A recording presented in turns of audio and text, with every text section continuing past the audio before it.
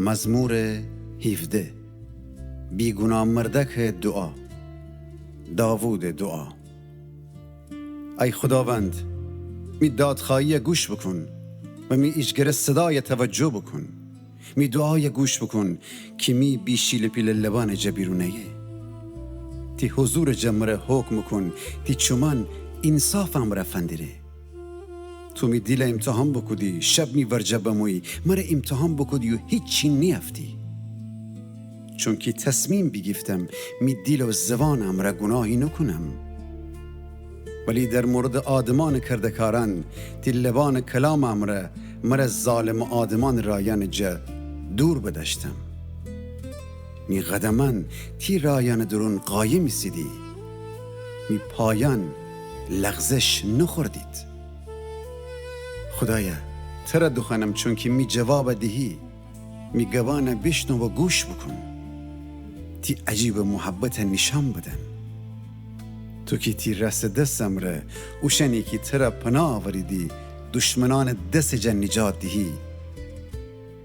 مرا تی چمان نینی منستن حفظ بکن و مرا تی پر بال جیر جگا بدن. جه شرور آدمانی که خیدی مرا جبین ببرید و جمی دشمنانی که می دور بگیفتیدی تا می جان فگیرید. اوشان خوشن دیلان سنگ دودیدی و خوشن زبان غرورم را گب زنیدی. می پاماله دنبال کدیدی و حس می دور بگیفتید. مرا فندرستن دریدی کی مرا زمین سر تودید.